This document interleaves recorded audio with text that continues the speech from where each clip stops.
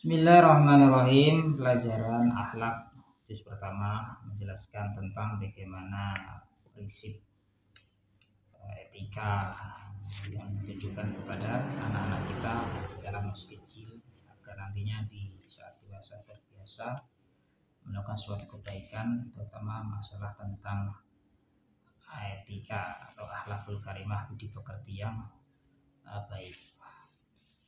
Di pelajaran yang sekarang inilah yang keempat, yaitu ada waladu min syihrihi, seyogyanya anak diusahakan dari kecil harus memiliki budi pekerti. Artinya apa? Dari kecil anak harus dididik tentang apa? Pendidikan akhlak.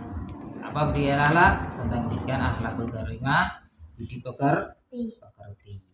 Itu al-adab, kalau bahasa sastra itu al-adab, itu etika, kesopanan. Al-adabu faqal ilmi, yaitu adab, etika, sopan santun itu lebih tinggi kedudukannya daripada ilmu. Tetapi seyogyanya orang berilmu tentu harus memiliki namanya al-akhlak, adab.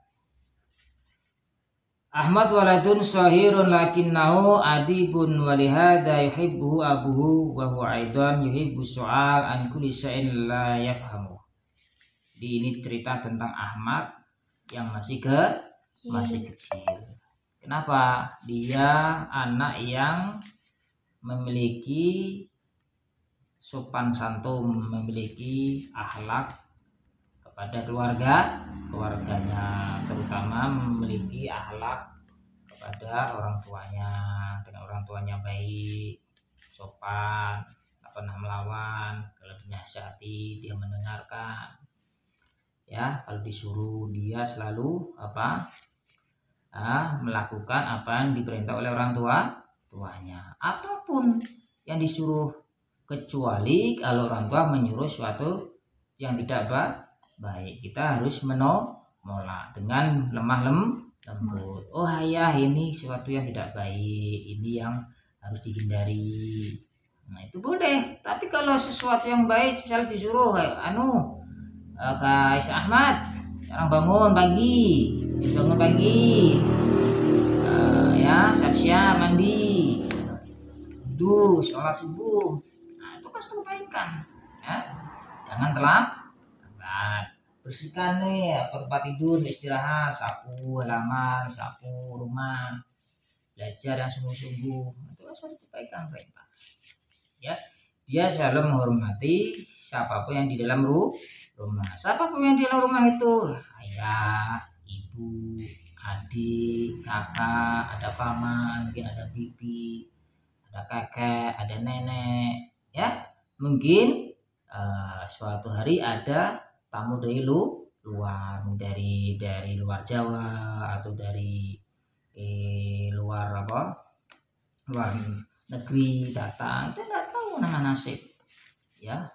Kita harus selalu baik, menunjukkan tentang al-akhlakul karimah dengan sesama manusia. Apalagi kita hidup bersosial, tentunya hidup bersosial itu orang yang memiliki latar belakang yang berbeda. Salah satunya dia punya khas sendiri tentang budaya, adat istiadat, kemudian dia punya agama.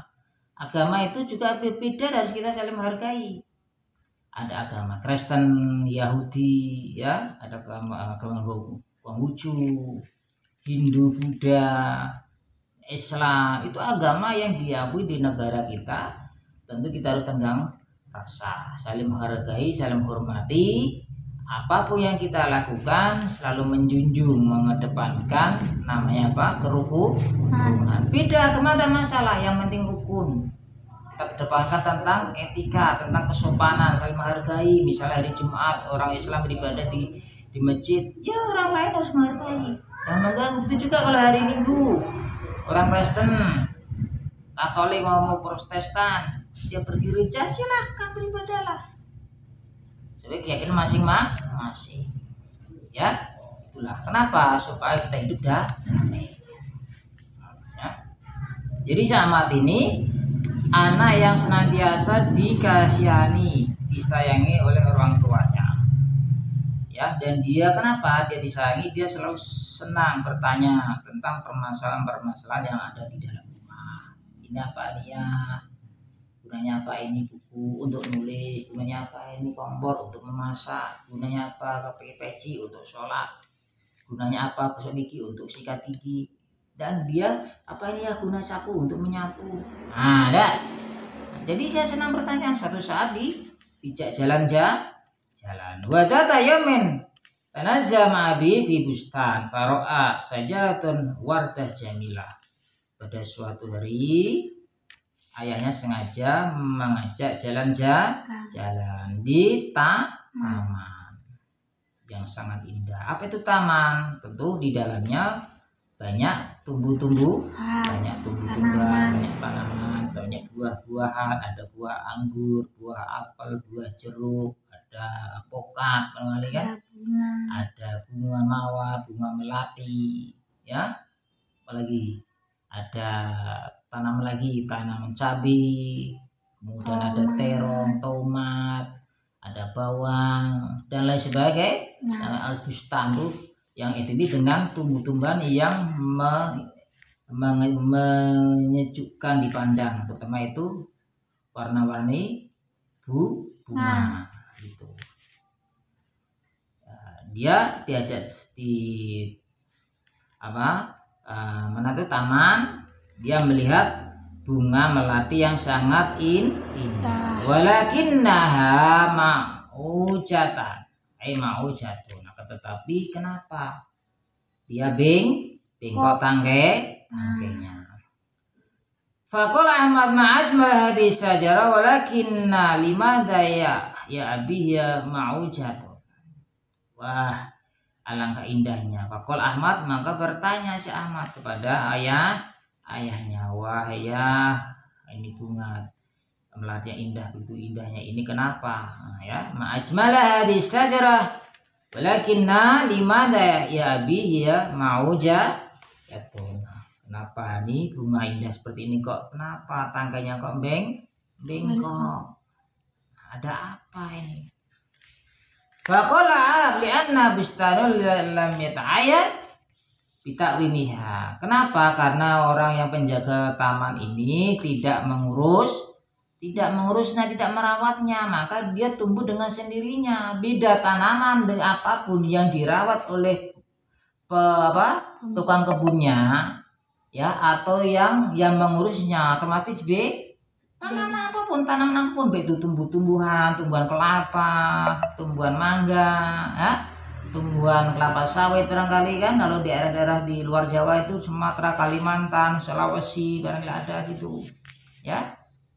Kemudian palawijan, ya, tumbuhan apalagi yang jenis yang tumbuhan yang keras, begitu juga ya tumbuhan yang lembut, apa bunga, mana lagi tanaman cabai, terong, kemudian adanya tomat, apalagi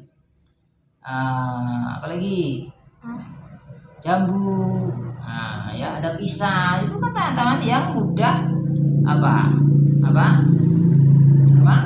mudah ditebang, bukan taman yang keras. Kalau taman keras itu mesti kayu jati, ya, pohon gede, pohon kelapa, kemudian mangga, itu kan pohon sawit.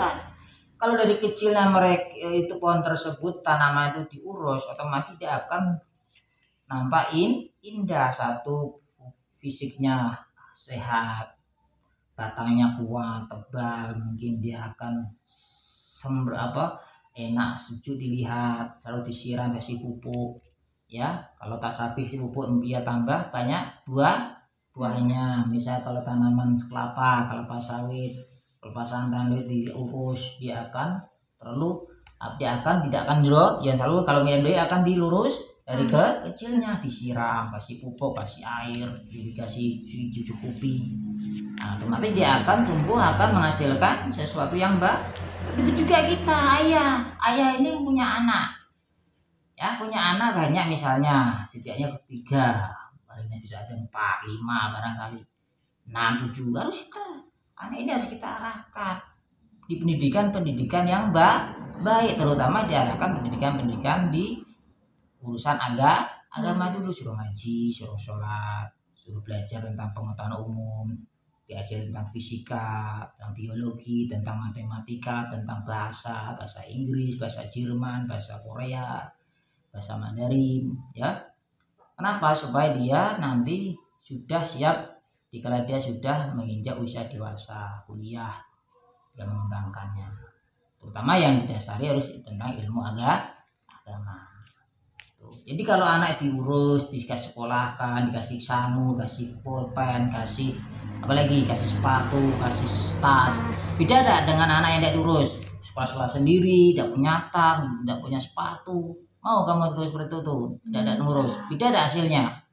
Ya kasih jajan, nah, kasih ada di sekolah dia jajan, tidak kasih uang, harus kamu bersyukur, kasih jajan, kasih tas, suruh mandi, kasih buku, kasih pensil, kasih pulpen, kasih baju seragam. Alhamdulillah, tinggal kamu belajar sungguh apa tidak. Nah, beda hasilnya anak yang dididik dengan baik, diurus dengan orang tua, dengan orang yang tidak diurus. Maaf sebelumnya, anak yang bergembung atau anak dari perceraian, orang tuanya pisah, itu beda nanti pola pikirnya. Maka harus kita bersyukur, doain ayah ibu langgeng, rumah tangganya sehat, murah rezeki. Itu juga boleh doain. Semoga nanti anak yang soleh, yang baik, berakhlak mulia, berakhlakul karimah. Nah itu juga ini cerita tentang si Ahmad menceritakan dia diajak ke taman melihat bunga mawar yang indah tapi tangkainya bengkok. Dan dia berkata, ya Abi, yuk mari kita sama-sama kita luruskan. Apa sebelumnya? Tanya ayahnya. Niat, tentu saja ini tidak dirawat, tidak diurus sama tukang kebunnya. Wajar ya, ini tanaman tidak ada hasil. Misal tanaman mangga, dia hasilnya kurang karena kurang pupuk, kurang dirawat. Juga bunga kurang indah, kurang rapi. Itu juga kamu kan diurus ayah di sekolah, kan harus semangat, jangan sia-siakan waktu sekolah belajar ya. Seperti itu. Kemudian waqala oleh Anal Bustaim lam yata'ayan bi ta'wimiha min syuriha fasarat, maka terjadilah tanaman bunga ini bengkok, tidak terus tidak indah. Fakla ma'asan takwimiha la'al, ya mari kita luruskan ya. Padoha kabuh, maka tersenyum. Banyak sahabat Ahmad. Faqalahu la ta'anna dalika ya waladi li'anna qad kabarat wa khalaqat saqaha. Tidak mungkin bisa, ini bunga ini lah sudah besar, sudah keras batangnya, sulit dilurus. Kalau diluruskan dia akan patah, ya patah, maka tidak akan mungkin. Sulit juga, susah.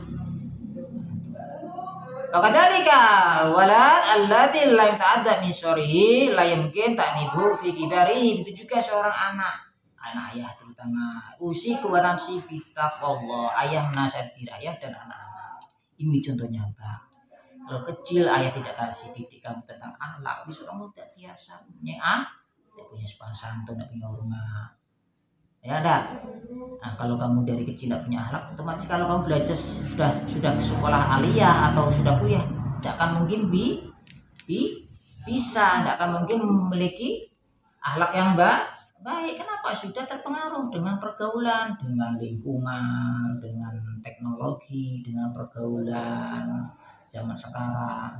Maka usahakan carilah lingkungan yang sehat, yang mendidik, teman yang baik, yang rajin ibadah, yang rajin belajar, yang rajin menghafal, ya, supaya kamu selamat. Itu kenanya.